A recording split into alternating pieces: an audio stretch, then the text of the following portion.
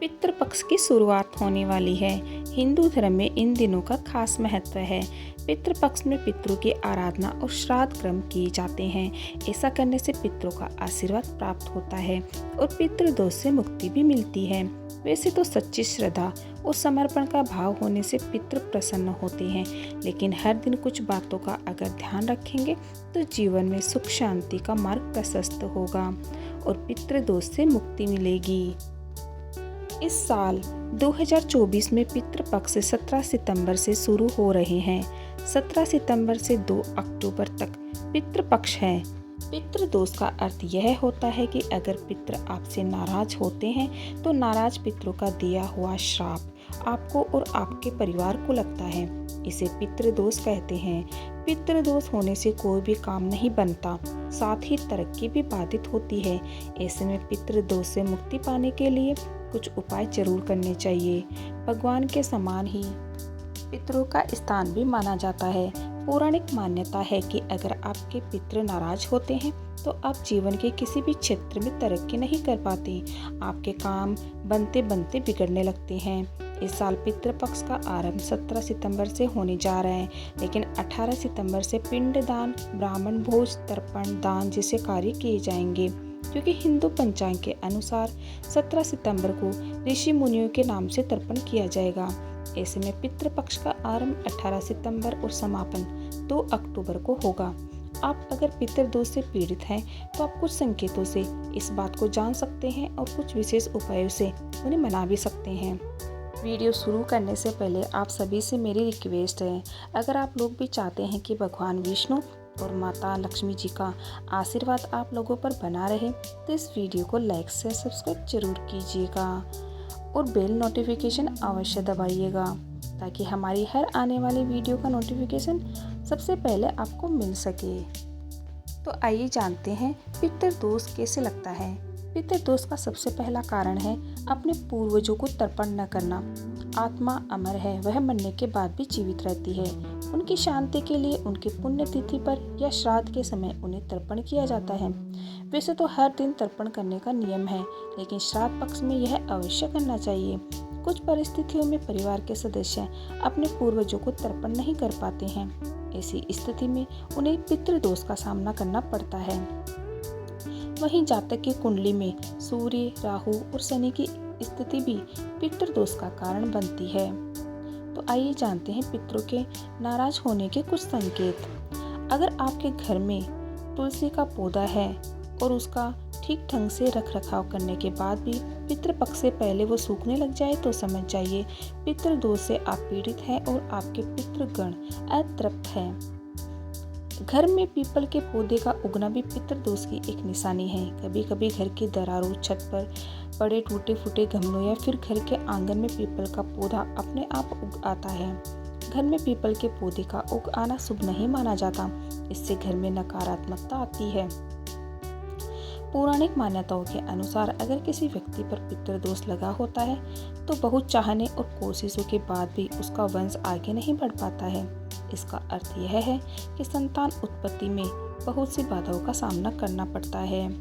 हर व्यक्ति के जीवन में छोटी मोटी दुर्घटनाएं होती रहती है, लेकिन जब आपके घर में कुछ दिनों में ही एक के बाद एक दुर्घटना होती रहती है तो आपको समझ जाना चाहिए कि इसका कारण पितृदोष हो सकता है। ऐसे में इस संकेत को समझकर आपको कुछ विशेष उपाय जरूर करने चाहिए। हर व्यक्ति कामयाबी पाने के लिए मेहनत करता है, लेकिन मेहनत करने के बावजूद जब आपको तरक्की न मिले या फिर आपके काम में बार बार बाधाएं आने लगे तो यह भी पितृदोष का एक संकेत माना जाता है। आपको पितरों को शांत करने के लिए कुछ विशेष उपाय जरूर करने चाहिए। घर के मांगलिक कार्यों में बाधा आना। आपके घर में अगर कोई मांगलिक कार्य करने की तैयारी के बीच कोई बाधा बार बार खड़ी हो जाती है तो आपको समझ जाना चाहिए कि आपके पितृ आपसे खुश नहीं हैं और किसी न किसी कारण से वे आपसे नाराज है।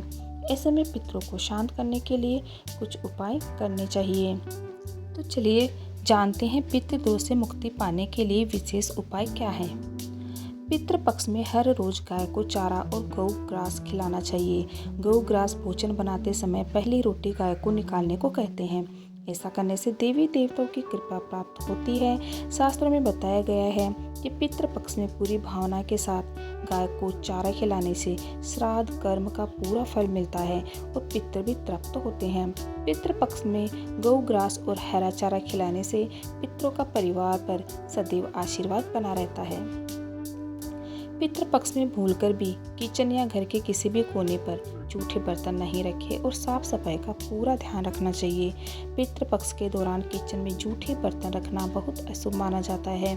रात के समय जूठे बर्तन रखने से माँ लक्ष्मी नाराज हो जाती है और पितृदोष भी लगता है।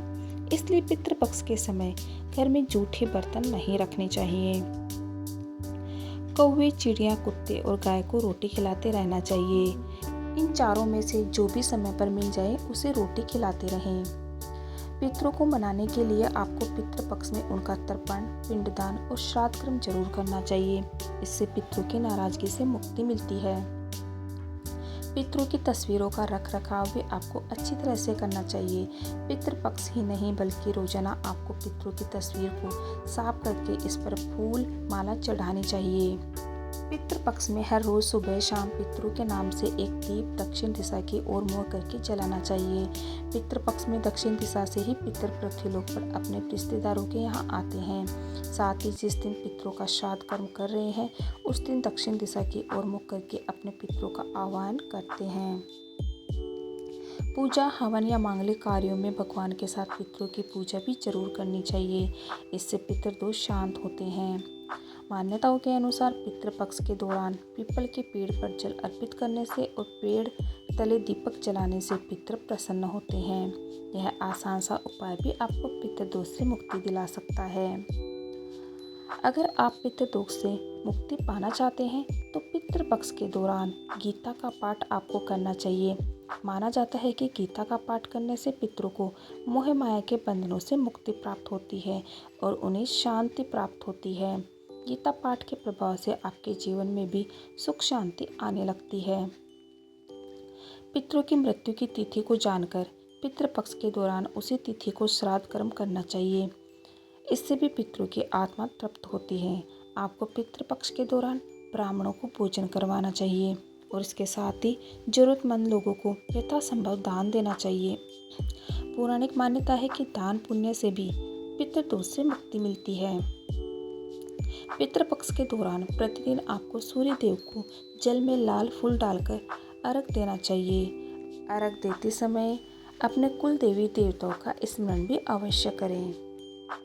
पशु पक्षियों की सेवा करने और उन्हें भोजन करवाने से भी पितरों की कृपा आपको प्राप्त होती है। अगर पितृदोष के कारण आपके जीवन में बहुत अधिक समस्याएं चल रही हैं तो किसी तीर्थ स्थल पर जाकर आपको पितृ तर्पण करवाना चाहिए। इसके लिए आप हरिद्वार, गया आदि जगहों पर जाकर तर्पण कर सकते हैं। पितृदोष दूर करने के लिए आप एकादशी का व्रत भी कर सकते हैं। कपूर जलाने से देव दोष व पितृदोष का शमन होता है। प्रतिदिन सुबह और शाम घर में संध्या वंदन के समय कर्पूर जरूर जलाएं। कर्पूर को घी में डुबोकर फिर जलाएं और कभी कभी गुड़ के साथ भी जलाएं। वीडियो अच्छी लगे तो कमेंट में जय माँ लक्ष्मी जरूर लिखिएगा। Okay, thank you everyone.